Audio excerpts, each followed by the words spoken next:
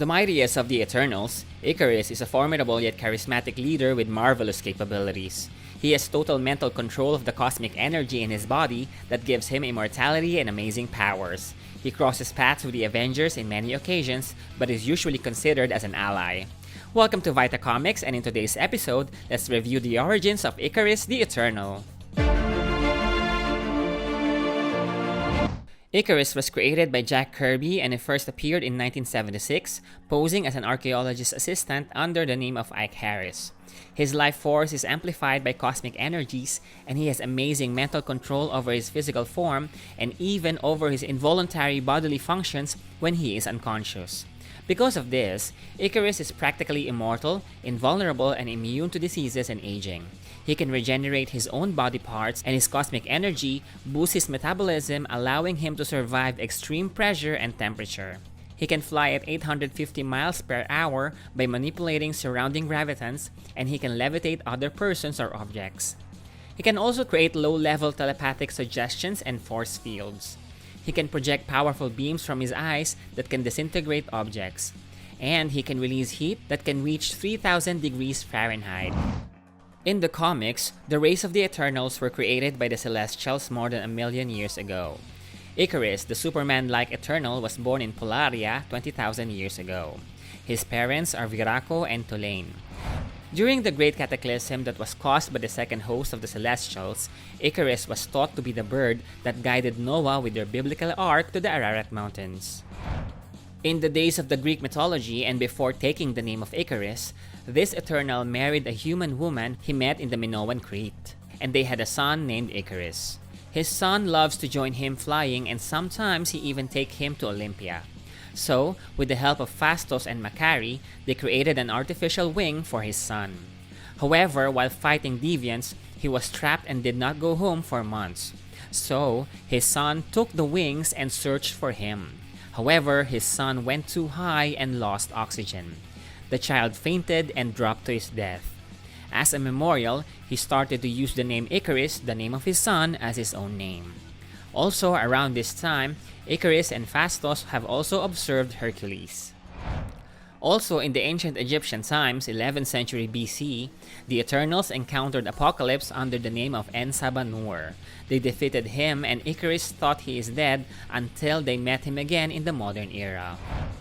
Around 1000 AD, Ikaris was adopted by Vulcan when his father Viraco died against the deviant Dromedan.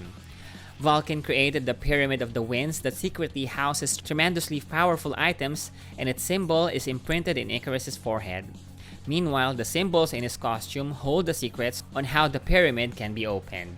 His costumes also serve as an alarm for the pyramid.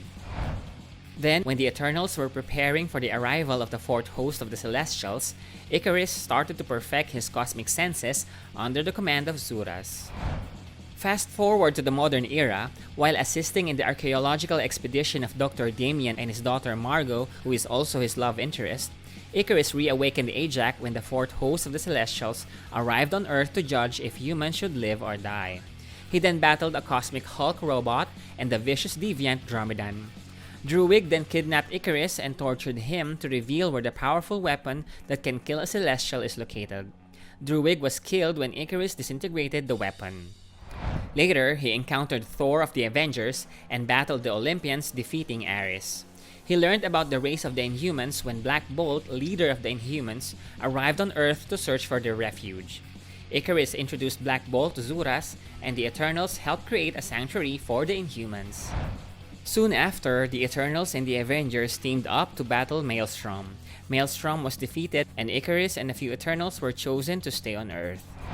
On the second volume of the Eternal series, Ikaris adopted a human identity as a professional wrestler under the name of Iceberg. Ikaris then accused Thena of treason for keeping a relationship with a deviant named Crow. Ikaris won when he battled Thena to become the new Prime Eternal in the Hall of Eternal Judgment.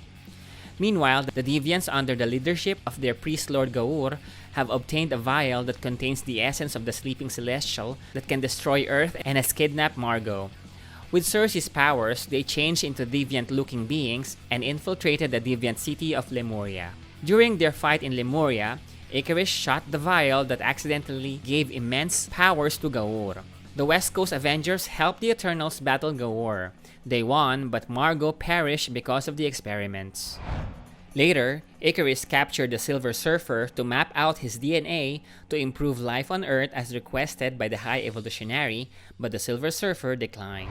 Sometime after that, Ajak, an eternal guardian of the Incas, was turned into a monster by Dr. Damian to kidnap the twin children of Thena. Dr. Damian was trying to avenge his daughter's death, Margo, due to the war between the Eternals and the Deviants. He made Ajak kill many twin children. Ikaris unearthed this deceit of Dr. Damian, and when Ajak returned to his normal form, he committed suicide while killing Dr. Damian with him.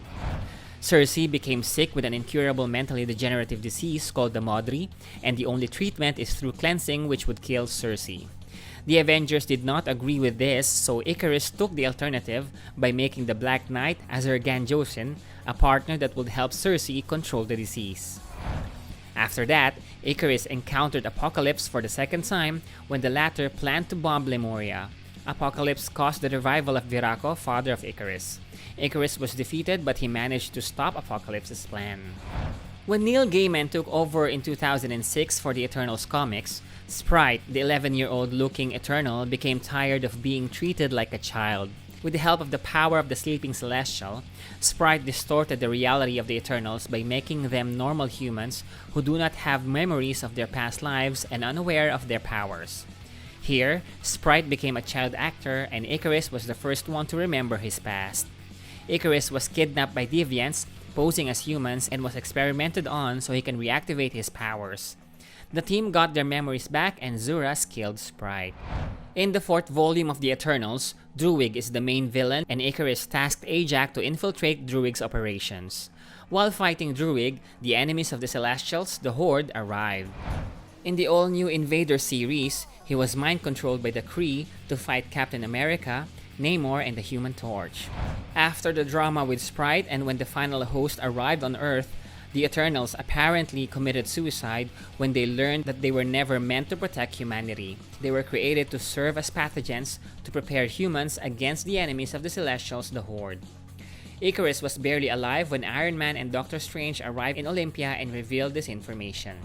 In the 2021 series, the Eternals were revived, but so was Thanos.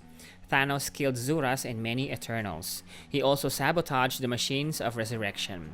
It was later revealed that the traitor was actually Phastos. Phastos did this because he discovered that the continuous resurrection of the Eternals is endangering the planet. In the other 2021 series, Ikaris teamed up with Gilgamesh to fight Deviants when he was kidnapped.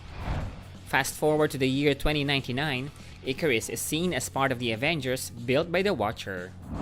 Finally, in the movies, Ikaris is portrayed by Game of Thrones veteran Richard Madden in the film of Marvel Studios' Eternals, released in 2021. Here, Ikaris is the tactical and ethical leader and the strongest of the Eternals, who came to Earth from Olympia 7,000 years ago. His love interest in this movie is Cersei. Because the revival of humans in the movie Avengers Endgame caused the re-emergence of the Deviants after hundreds of years, Ikaris traveled around the world and reunited the Eternals out of the shadows to fight their final battle. Hi. Hello. In conclusion, Ikaris is truly the heroic frontrunner and main tactician of the Eternals. He is absolutely powerful, but his powers are coming from his control of the cosmic energies and not like Superman getting it from the yellow sun.